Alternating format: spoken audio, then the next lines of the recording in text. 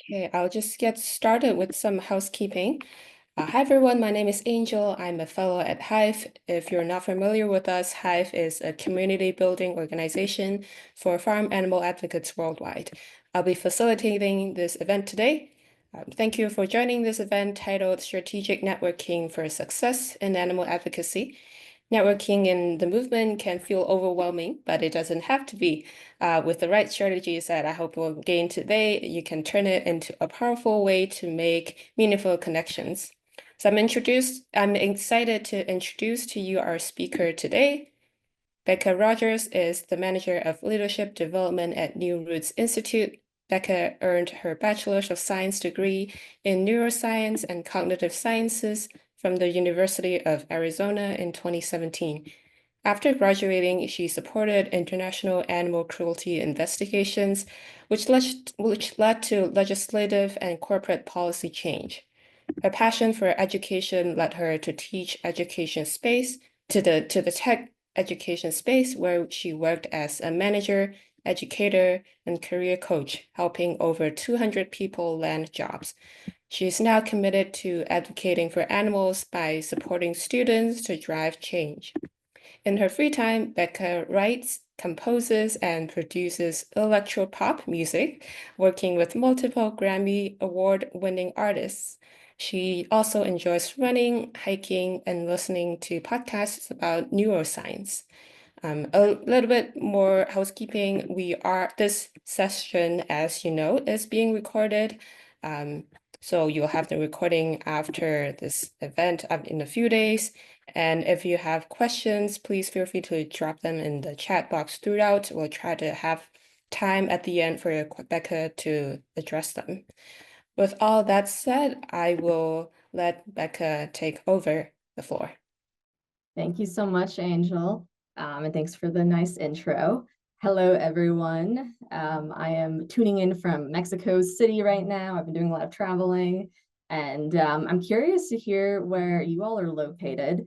If you wouldn't mind sharing in the chat your location and something that you're hoping to gain from this session. So why did you sign up for this? Why are you here today? I know it's early for some folks, and really appreciate you being here, especially if you're in the Pacific time zone or some other very early time zone. But yeah, take a second to share location and what you're hoping to get out of this.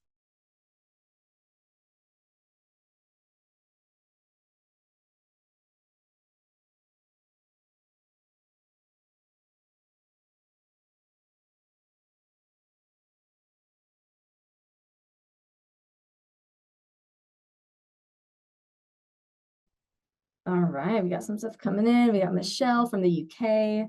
Okay, so I guess it's probably a decent time of day for you there. Scotland, California, a number of folks in the UK. That's great.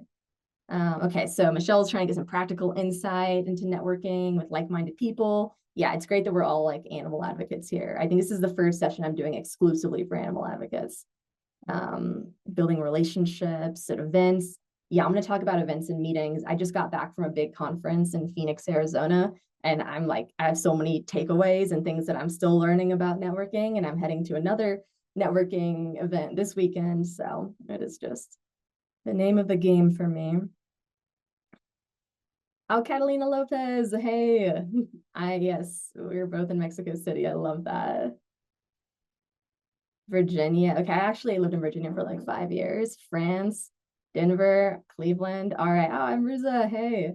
Well, I'm gonna get going then. We've got a good crew here today.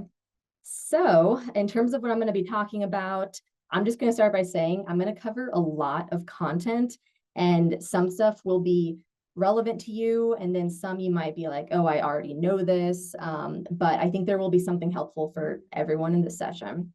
And I will be moving fairly swiftly. So if anyone needs me to slow down, let me know. But I get pretty jazzed about networking and a lot of good stuff I want to cover. So we'll talk about the benefits. What is the point of networking? Why should you do it? We'll talk about some strategies and some tactics.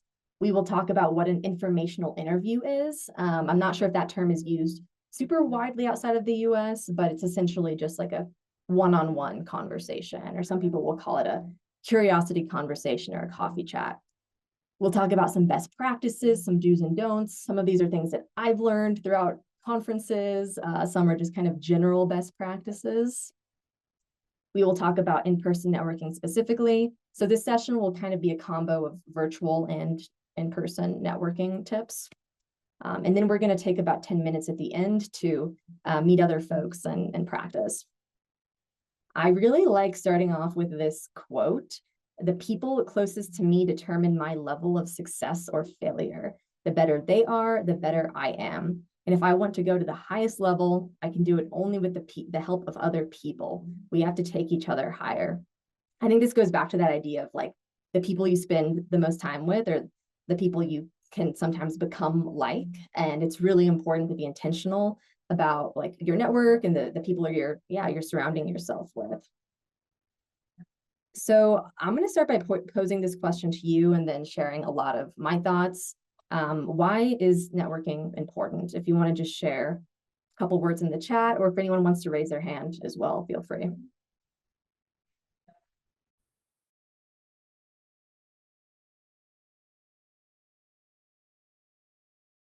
Has anyone ever gotten a job through networking?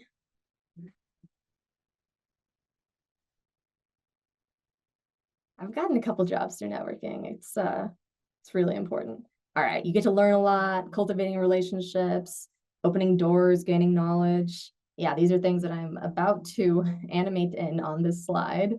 Keep sharing other stuff. Oh yeah, got your first job through networking. Nice, Amrisa, that's great. Yeah, it's a game changer. So career advice and exploring new career paths is a huge one. If you were on the job hunt, if you're looking to transition into animal advocacy or any field for that matter, talking to other people is essential.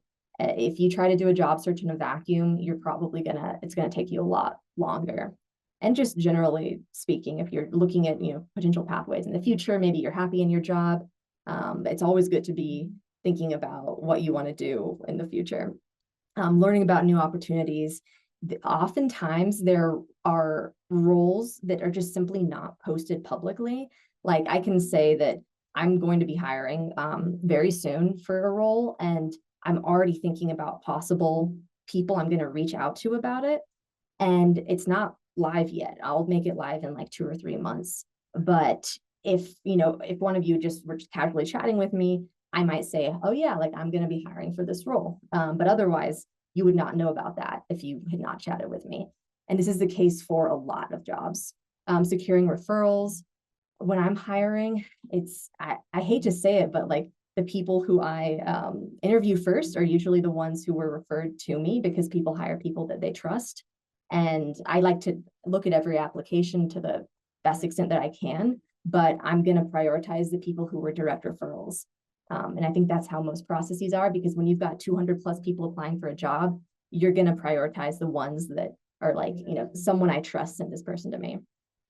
I'm learning about industry trends. So like what's happening in AI and animal advocacy. That's something that I am like not in the loop on. So I'm going to an AI conference this weekend, learn more about that, and just purely focus on networking.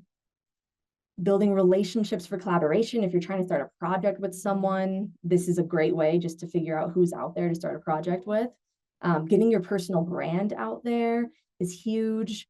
And that's something you can kind of experiment with. How do you want to brand yourself publicly? And as you do that, networking is a great way to do it. I left the animal advocacy movement for like 3 years after I worked as an undercover investigator, and had to like rebrand myself after ending the undercover work, and then rebrand myself after leaving my job in the tech world, because I was like now focused on animal advocacy, and networking was the biggest way that I kind of got my new brand out there. Finding mentors. I've found some of the most important mentors in my life through networking, getting constructive feedback. I know some of y'all here might be looking for clients. So networking, going to conferences, going to events is a great way to do that. And then some of you might be trying to get funding for something. So I'm checking out the chat again. Okay, yeah, there's some good stuff here. There's a question. Do you have any advice on whether charities should or shouldn't rely on networking to hire? I don't have any advice per se. I, yeah, I think in a perfect world, we'd be using like really, really good applicant screening software to ensure that we're getting the best people for the role. So, but that's not always the case, especially nonprofits don't necessarily use applicant tracking software. So yeah, I think that in a best world, like that would be what we would do. But at the end of the day, we're always going to rely on, I think, networking for contacts when we're hiring. And then, like I mentioned before, like surrounding yourself with people who have a positive influence on you, surrounding yourself with people who are similar to you makes a huge difference. So I have briefly alluded to this, but there's one statistic that I think is really interesting. And if you Google this, you might find some varying stats here. But according to HubSpot, nearly 85% of jobs are filled through networking. And this pyramid here is really interesting to me. So employers are often hiring from internal promotion, like I'm looking to hire for this role, and the first people I'm looking at is all my colleagues. Would one of them be good at this? And then if not, then I'm looking at contacts from existing staff, then maybe looking at word of mouth, professional organizations, and then staffing agencies, and then finally job boards. Whereas people tend to do this in the opposite direction. So they tend to start with the job boards. Maybe they'll work with a staffing agency, professional orgs, then maybe do some networking, and then talk for contacts. So it's best if you go in the opposite direction and you're starting from contacts as opposed to starting from job boards. And side note, I would say I personally would not apply for a job without having a networking plan to either reach out to someone before submitting the app or right after submitting the app, because it'll increase your chances of getting an interview by like 10 times. So I've got a long list of ways that you can effectively network, but I'm gonna ask you all first, what is a way that you have successfully networked before? And feel free to raise your hand or add something to the chat.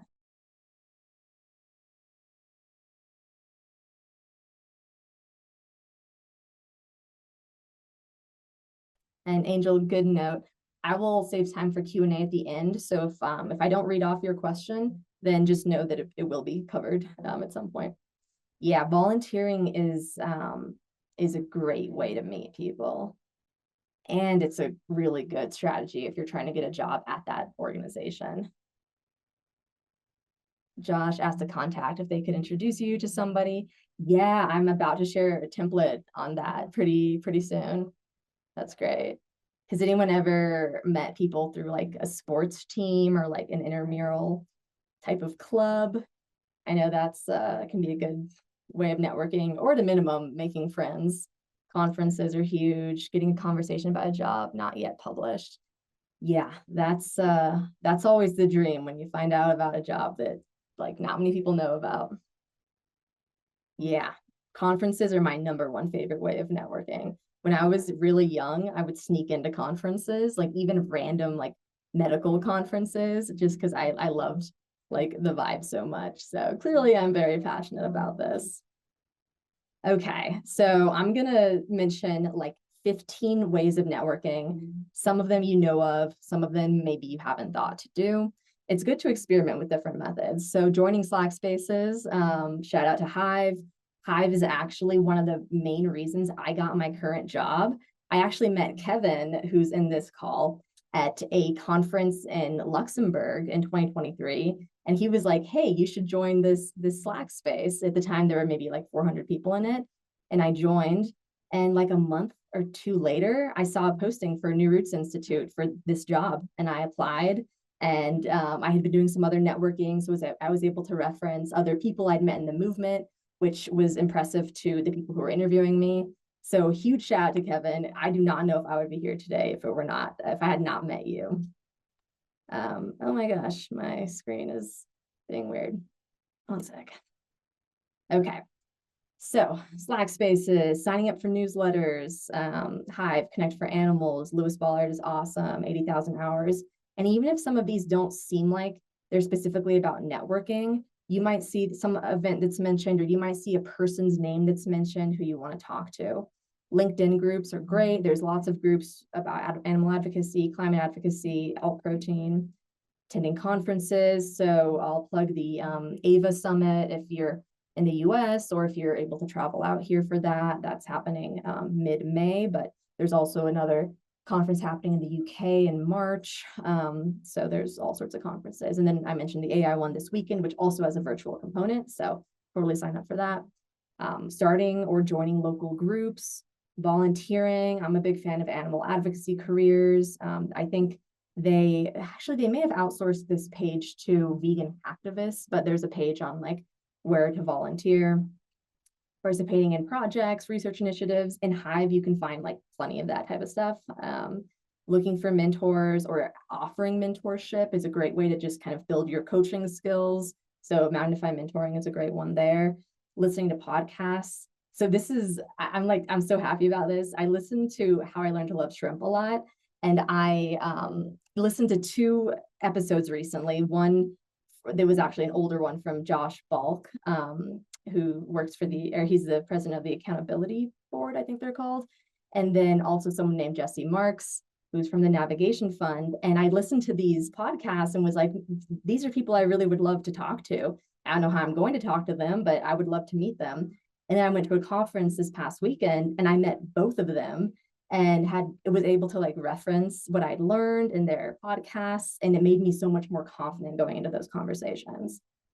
Hosting an event is always a great option. When I started getting back into animal advocacy, I started hosting events with the Humane League, and it was a really great way to grow my network. Professional groups, shout out to HIP, High Impact Professionals. I do the same session with them pretty often, and they're a really, really great networking group. Forums are awesome. Contacting your university alumni association, joining affinity groups, and signing up for Lunch Club. I'm not sure if you all have heard about that. I used to use this a couple of years ago, and it's like a networking pairing type of website. Sometimes you wind up with people who maybe you don't need to talk to, but sometimes you wind up with great contacts. Okay, I'm gonna move forward. So now that we've got all these like ways that you can network, one of the goals of doing that is having an informational interview. I kind of defined this at the beginning, but anyone want to add in the chat, like what is an informational interview, or AKA coffee chat, curiosity conversation? How would you define that?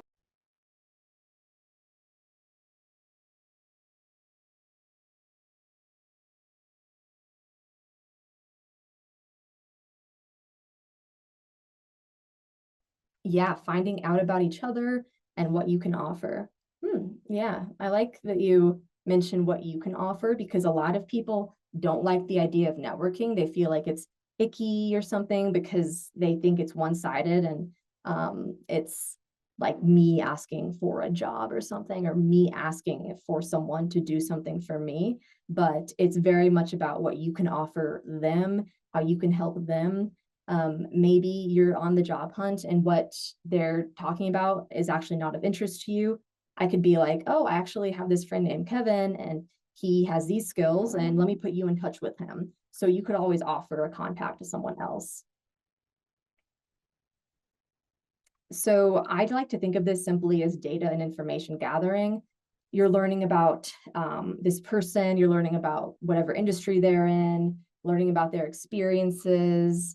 And this is like, regardless of if you're job searching or anything, informational interviews, just curiosity conversations are something it's great to just do regularly, just to stay up to date on what's happening in various fields, and learning about trends.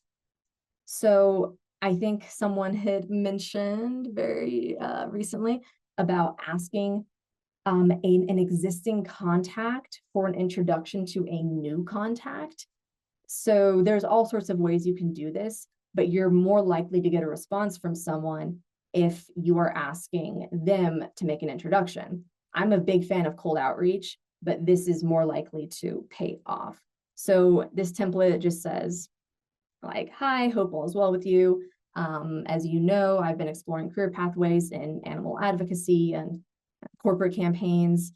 I noticed that you're connected to this person at the Humane League, and I was hoping that you could introduce us to learn more about their Crumble campaign and how I could support that. I've included a short blurb below to provide some context, but let me know if there's any other information I can provide. So, and that's where you would include like just a short bio about yourself so that when that person is emailing their contact at the Humane League, they don't have to go to my LinkedIn, or they don't have to think like, oh gosh, like what has Becca done? Why is Becca like a relevant person to talk to? So you want to make people's lives as easy as possible. And I see new people have joined, so glad to have you here. And I'll share some more of this at the end if there's any other questions that come up about content I've already covered. So LinkedIn cold outreach. I'm going to start this by saying, if you disagree about anything I say here, that is totally fine. I love to debate LinkedIn related strategies. So, and yeah, please feel free in the chat if you're like, oh my gosh, I totally disagree with this, or you can come off mute. Would love to hear varying opinions. And that goes for anything I'm mentioning in here. I think everything is debatable, and there are things that may have worked for you in the past that I'm not mentioning, or things that have worked for me that would not apply to you as much. So would love this to be interactive. Okay, so this is my hot take, and it is different than what you will see on Google if you like were to Google this. So who here has used LinkedIn or actively uses LinkedIn? You want to like raise your hand? Okay. I know a lot of people are off camera, so I can't see you, but if you're able to raise a virtual hand or something, yeah, okay, we got a number of people using LinkedIn.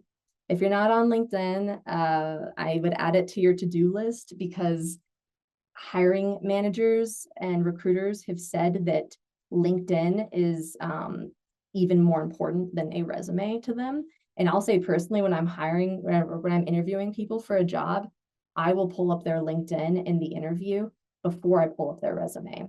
So that's, I can attest to this personally. LinkedIn is really essential, and it's really important to have an updated LinkedIn for networking purposes. I've had people, when I worked with clients in the past, I once had, I was working with a client who reached out to someone at like Apple and was like, hey, I would love to chat with you. And the person at Apple knew me, and they reached out to me and said, hey, this person, who I imagine is your career coaching client, sent me like a very like basic message, and they don't have their LinkedIn profile updated. I have no idea who they are. I don't know what they do. I don't know why they want to talk to me. And I was like, okay, I really need to talk with this person about how important it is that your LinkedIn is up to date, so that people are not confused if you are trying to set up a call with them. Okay, I'm checking out the chat again. Is there LinkedIn engagement part of? Okay, yeah, Josh, I'll explain that. So my hot take is that when you are in LinkedIn, you can send someone a connect request, which you should definitely be doing. There's a limit to how many messages you can send in that request. But regardless, I would experiment with not sending a message in your connect request. LinkedIn data will say otherwise, but anyone have any thoughts about why it actually might be counterproductive to send a connect request message?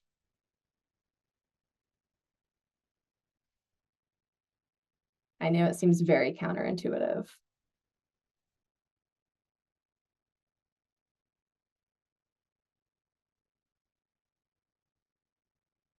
So one thing I'll mention, when you're trying to connect with someone who has a lot of contacts on LinkedIn, and they're like frequently getting messages, when they see in their like inbox for like the networking contacts, you can accept or reject like a request. If you see requests with messages, people tend to be more delayed in accepting those, because they feel like they've got to accept this message request and then they've got to respond to the message. But if they just leave it sitting there, it's almost like leaving an email sitting around that you don't want to respond to right now. So I personally have done this where I've got like a message request in LinkedIn that's just been sitting there for a bit. And also, it's a very short message. Like I've mentioned here, you can only do 200 characters. So what I would do is actually just send a request to them, make sure your LinkedIn is fully up to date so it's clear like who you are, and then go ahead and once they've accepted the request, which almost all the time, like I think they're going to accept it, if it's clear who you are from your LinkedIn, then you then send your message that's longer. So that is, I have worked with a lot of career coaching clients who switched to that, and they said that it was better and they got more responses this way. This is a simple message, and I actually sent almost this exact message to the managing director of New Roots Institute when I applied. So I said, "Hi, Jesse, my name is Becca, and I work in the education and program management space. I saw that you are the managing director of New Roots Institute. I've worked in animal advocacy and XYZ, and I'm excited about New Roots' work in empowering the next generation to end factory farming. I imagine you have a busy schedule, but I'm wondering if you'd be open to having a 20-minute call in the next 2 weeks." So this is great because there's a time frame on everything. Like it's only 20 minutes, maybe 15 minutes. And side note, whenever you're scheduling a call, I would ensure that you don't schedule something right after it, because sometimes these calls will go way over, or like meeting up for coffee or something. I had a 20-minute call with someone in the music industry that turned into a 2.5-hour call. So and I didn't have anything scheduled afterwards, thankfully. So this is like a message that I have sent to so many people or some variation of it. And I also do like to mention, like, I'm sure you have a busy schedule, because that shows that they understand that, I'm busy, but like I would be taking the time to talk with them, and it's like just a 20-minute conversation, and they've referenced something specific about my organization. Anyone have any questions about this type of message, or even anything that you would do differently? Oh, Angel, that's a good question. So I don't go in hot with the Calendly link in the first message. If you're reaching out to like a partner organization, like if you're like with New Roots, like if I'm reaching out to someone at, I don't know, MFA, like I know they know New Roots, and I'm just going to include my Calendly right there. But if I'm reaching out to someone, like in this case, I was reaching out to the managing director of New Roots, I would wait until he responds. And then I would probably start by asking him if there are times that work best for him. And then I would also include my Calendly link, and say, like, if it's easiest to just schedule with my Calendly link, you can go ahead and do that. But I wouldn't usually recommend, and this is like, debatable, but I wouldn't do it right off the bat. Like I get messages like that sometimes from people, and it just feels a little too quick. So wait for them to respond, and then set up the time, or add your Calendly link, or they may send you one. Like I tend to just send mine directly because it's quicker. In Slack spaces you're in, like Hive, it might also be nice to have your Calendly link there as well, just so that people can schedule meetings with you easily if you want that. And side note, I'm in this busy co-working space, so if you hear any background noise, that is what that is. Co-working spaces are a great way to network as well. I'm struggling a bit here though, because my Spanish is really, really bad. And I think that's actually a question that we got in ahead of time about how do you deal with language barriers. So I will cover that briefly at the end. Pulling in another quote here. So before I meet with any new people I've been thinking of introducing myself to, I research who they are and what their business is. I find out what's important to them, their hobbies, challenges, goals inside their business and out. So I think this does depend on like the extent to which this person is important for you to talk to. But I would always research this person, look at their LinkedIn, maybe Google them, have something to reference ahead of time. I wouldn't go full on like stalker mode, which happened to me once with someone, and it was like really, really strange. They researched like everything about me online, like my Facebook, my LinkedIn, like my Instagram, and then they referenced really specific things, and that was not good. But that, I'm sure you all will not do that, but do like do know who you're talking to, and maybe you have something in common. It's like, oh, I saw, or like, I saw on your LinkedIn that you won a tennis championship. Like, I also play sports, or I was a college athlete, or something that you can connect with them on is really important for building that rapport. All right. So before each conversation, if you're talking to a lot of people at conferences, you're not going to necessarily have time to think about all of this. But I would suggest that you do your best to remember, what is your purpose? Like, why are you networking in general? Are you, if it's for your job, like what are you thinking about your career trajectory right now? What are your passions? It's good to know yourself to the extent that you can. If you're just really unsure what you want to do, that's totally fine. But do that, brainstorming, journaling, and try to figure out kind of what at least your values and passions are. Then set some goals. So first off, why are you meeting with this exact person? I'm trying to think if I have an example. Yeah, I think at conferences, I'll meet with people who I think could be partners for New Roots Institute. Or I went to EA Global in the fall, and a lot of the reason I was setting up conversation was to try to form some type of or try to vet them to see if it could be a potential partnership in the future. So that was like my goal. And I like what I hope to gain from that was really learning about if that organization would be a good fit and what we can both offer each other in return. And sometimes it is good to start with those goals. If your goal is to get a referral for a job, I would not start by, mentioning that goal, but it could come up at some point.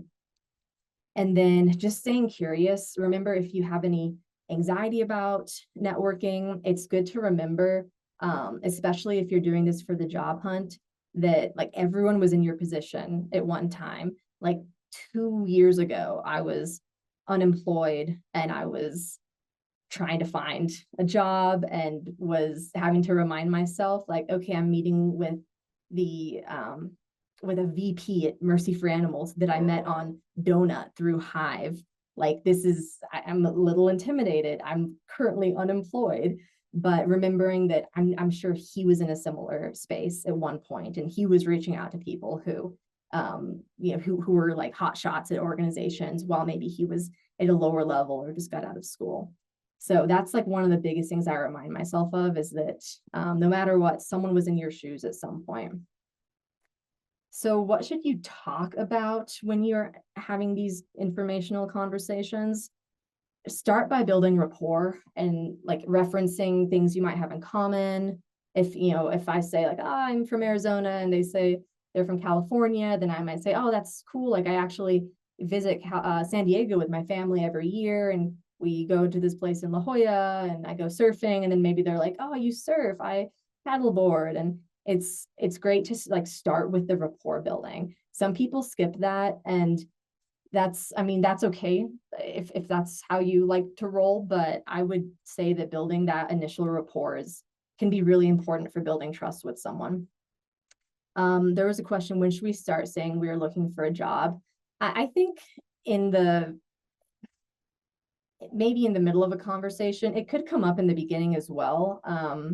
It's not something you ever need to hide, but you want to position yourself as someone who is like, you might be on the job hunt, you are still doing stuff while you're on the job hunt. Maybe you're working on a research project on the side, or you're going to conferences, or you're maybe you are currently in a job or internship, or you're in school.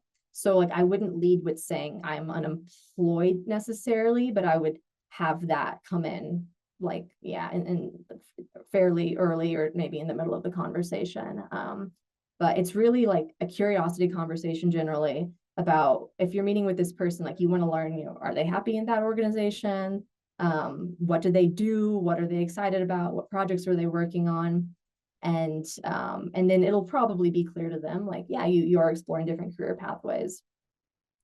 So, but also something that is debatable. Maybe some of you do want to just start with that, or maybe you want to end with that. I think it's good to be honest, and it's good to be clear with anyone that you're talking to. So there's something called the TR method. If you're someone who likes frameworks, the first one is T for trends in the industry. what's impacting the alt protein industry right now? How is the new US political administration impacting XYZ? Insights. What is a new project that you're excited about? Advice. What is a typical career path in this field? Resources, or any conferences or events you recommend. I had reached out to someone from the Humane League in 2023. I didn't have any connections with them and just wanted to set up an informational conversation. And I was like, is there any events I should attend? And she said, you have to attend AVA. That's like the big one in the US. And there's AVAs around the world. But I then made it like a goal of mine to attend AVA, and I attended last year, and I made like so many connections, and I formed partnerships, and it was great. Then what things do you do? What did you do before you entered this occupation, or like what's this person's? Actually, sorry, let me reread that. It's times. Okay, yeah. So, for example, I want a job at New Roots Institute, and maybe I'm wondering like what type of things could set me up for success. So maybe reading a book about education, or reading about a theory of change around capacity building. So that might be like an assignment. And then when the conversation closes, is there anyone else you recommend I reach out to? That's a great way to close, I think, almost any conversation, because talking with one person can lead to a lot of other contacts, and you can offer the same thing in return to them. A few things I would suggest not doing.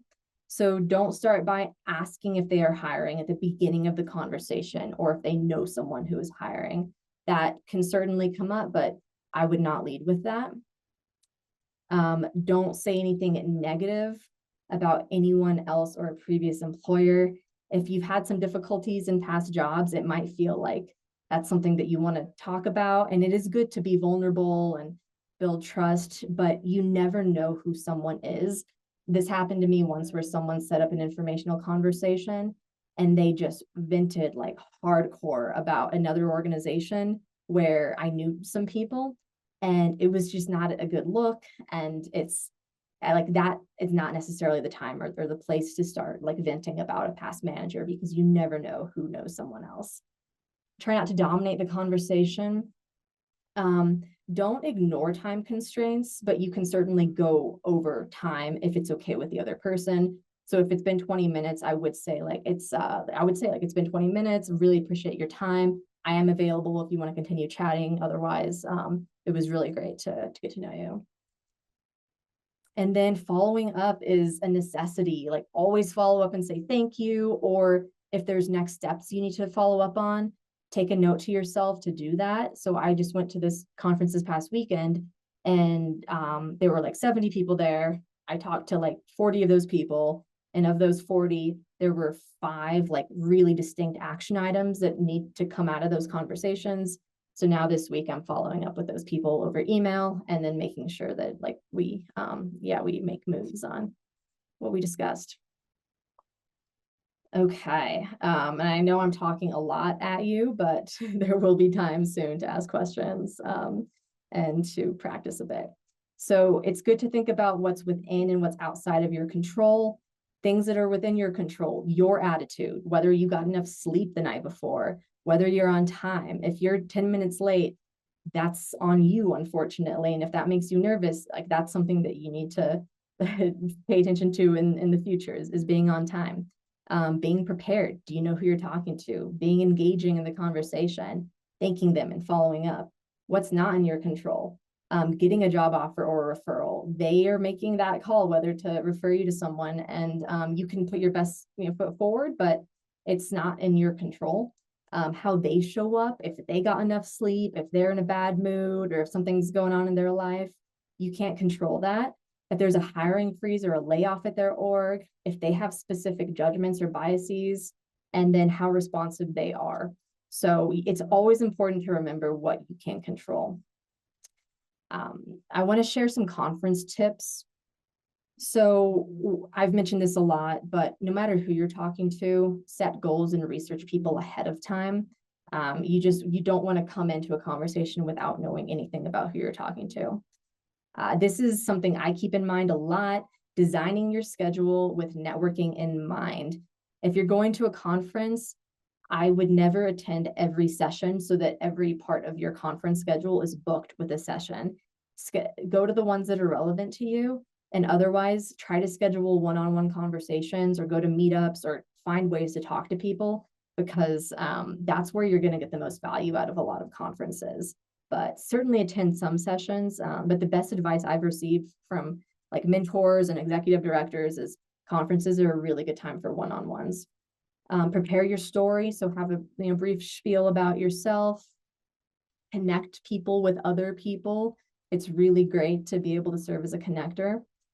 This is one that I've learned from other mentors in my life. Strategically stand in line for meals next to people you want to talk to, and sit at lunches with people you want to talk to, because you've got a limited amount of time at this conference. Make it count, make the most of it.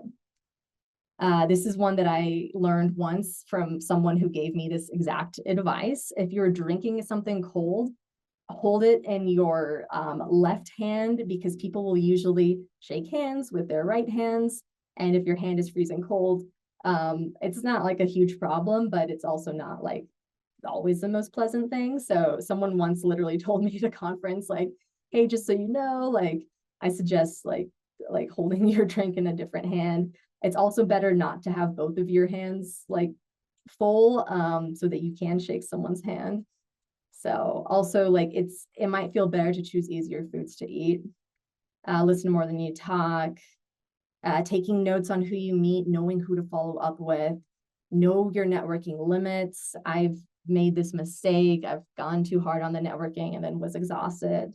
So really important to know your limits. And then don't beat yourself up if you do something and you're like, oh man, like, why did I say that weird thing? Like, it happens. People, you might make mistakes or misspeak, but don't beat yourself up for any of that. And then how do you make an exit? So when you're networking in person, it's really important that you're talking to the people you need to talk to and not spending like 3 hours talking to one person unless that is your goal. So good ways to make an exit from a conversation are like, hey, I would love to introduce you to my colleague X. Like, you have this thing in common. Or a great one that I think a lot of people use is just like, would you like to exchange contact information? Or it's been really great chatting with you. I actually often use the term like, I'm going to go mingle some more. I'm going to go circulate and meet a few people on my list, but it was great chatting. Another one, I don't usually say this, but I don't want to keep you from other conversations. Enjoy the rest of the event. Or lastly, I need to catch up with a colleague before she leaves, but I've really enjoyed our chat. Or you could say like, I'm going to go grab some food. But it is important to know when to make an exit. This is a like follow-up type of message you could send after a conference. It was great meeting with you at AI for Animals. I remember you mentioned precision livestock farming. Would you like to get coffee together in the near future to chat about how you like working at AI for animals and what your day looks like? And then if you don't hear back, always follow up. I admittedly like will get messages on LinkedIn and not respond to all of them. But if someone follows up, as long as it's not one of those like spam messages, then I'm going to reply to them. So follow up once or twice. Don't go crazy like 5 or 6 times, but definitely follow up. Okay, well, I'm finally done talking at you. And we are going to do some brief breakout room practice for 10 minutes. You're going to be with a partner, and you won't be able to employ a lot of the stuff I've talked about because a lot of the stuff is like preparatory. But I do want you guys to get some practice just having a conversation. So you want to just start with a friendly greeting, like smile, make eye contact with the camera, use open body language, start with a very short introduction, or I mean, it doesn't need to be super short, but share like, hi, I'm Becca. I work with New Roots Institute. I'm really passionate about getting the next generation into roles where they will be fighting against factory farming. And I'm looking to connect with other people who are interested in farmed animal welfare. find common ground. Like I mentioned, maybe I'll say like, oh, I'm from Arizona and XYZ, we have things in common. Or, oh, like we both know Kevin. That's awesome. Where did you meet Kevin? Ask engaging questions. So, what inspired you to get into the space? What's a project you're excited about? People love to talk about what they're excited about. That's like so important to remember. Share something personal, but relevant. So maybe an experience you had or some fact or a challenge you're working on. And then if you have time, I know we've only got 10 minutes for this, but share some feedback with each other about how that went. If there's anything that person could have done a little better, or if there's anything they did really well. And then lastly, exchange email or contact information with that person. I am going to drop this in the chat as well, because this is a networking conversation here. And I want to make sure y'all are getting each other's LinkedIn link, or actually I'll even add email if that's something that folks want to add. And this might be an initial place where you realize, oh, like this person is working at New Roots and I'm interested in working there and I want to chat with them. So you can add any notes here. But we will open up some breakout rooms, and I am going to drop this stuff in the chat.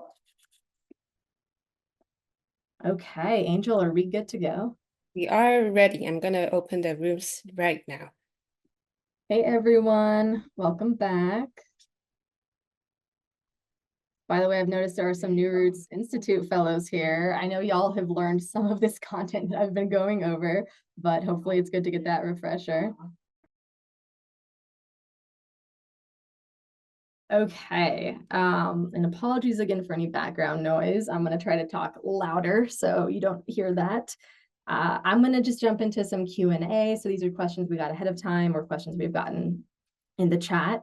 So specific tips on virtual networking.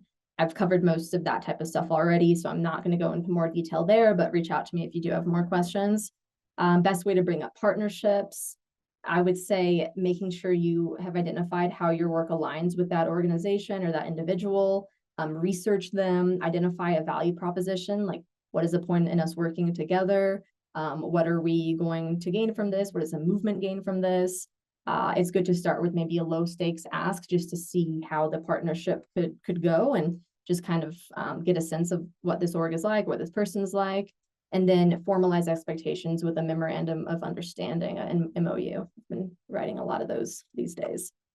Politicians. So yeah, we didn't talk about that at all, but I would say like the language needs to be catered to the audience. That's so important when talking to politicians. I am based in DC, so this is something that I'm learning more about every day, and it's very issue dependent. That we could do a whole session on this. Linguistic barriers. So I talked to someone right before this who has encountered a lot of linguistic barriers and tried to get some of her insights. So speaking very clearly, slowing down a little bit, avoiding jargon on both ends, confirming understanding and maybe mirroring and paraphrasing back. So this is what I understood from what you said about XYZ, showing patience. And then if you really need, use a translator. Google translates in real time. And I've been doing that a lot in Mexico lately. Okay, recommendations for seasoned professionals. Yeah, I see some of y'all in here. I would say this is not like the most robust answer, but targeted networking as opposed to like throwing spaghetti at the wall. Be very targeted. Like you probably know orgs that you're interested in, research other orgs you're interested in, and do that targeted, very specific networking, specific asks, and then going to conferences, set up one-on-ones ahead of time, and don't just wait until you're there. And then what about LinkedIn attracts you as a hiring manager? You can see someone's personal brand, their past experiences, activity, stuff they've posted. But generally, it's also just if you're too lazy to open up their resume in whatever applicant tracking system the org uses, it's like easier to open up the LinkedIn. And I hate to admit that sometimes is the case for me. But LinkedIn is also more updated. It's often updated more often than a resume is. We are at time, but I did just want to plug an upcoming event that I'm hosting. Well, the first thing I should say is there's a site called Connect for Animals, which I think many of you know of. There's tons of events on there. It's like unlimited. I found a lot of events when I was job searching in Connect for Animals. In fact, the one conference where I met Kevin, I found that through Connect for Animals. So I'm hosting a series called Advocacy Amplified. It's about community organizing, and that's with the Humane League and Mercy for Animals. While it's not like focus on networking, there's 5 sessions, and you're going to be in breakout rooms. You're going to meet people. I've seen some really cool like partnerships form in Advocacy Amplified. So would totally recommend checking that out if it's something that you're interested in. You could go to the first session, see if you like it, but it's all about how to run campaigns, how to organize your community. And last thing I want to say is that I've talked a lot about forming new relationships, but remember to continue strengthening and nurturing your existing relationships too. Those are just as important. And don't just forget about past people because you're moving on to talking to new people. And then okay, awesome. You all are adding your info here. If you have other questions, go ahead and add them here to the doc, the Google Sheet, and I will answer them there because I know we didn't have time for a lot of questions and now I'm 2 minutes over. Anyways, it was so great chatting with you all. And yeah, I hope you took away something useful today. Thank you so much, Becca, for your effort and all of your insights. I'm sure everybody, like myself, has learned a lot. And thank you, everyone, for attending and participating. I know we're over time. Just quick notes. We would really appreciate your feedback for Hive on these kind of events. So please fill out this quick questionnaire. And like Becca mentioned, share your contact and any questions you have for Becca. And notes and recording of this event will be emailed out to your email very soon. We look forward to seeing you in our next event or on Slack. Again, thank you for attending and thank you for what you do for animals. See ya. Everyone.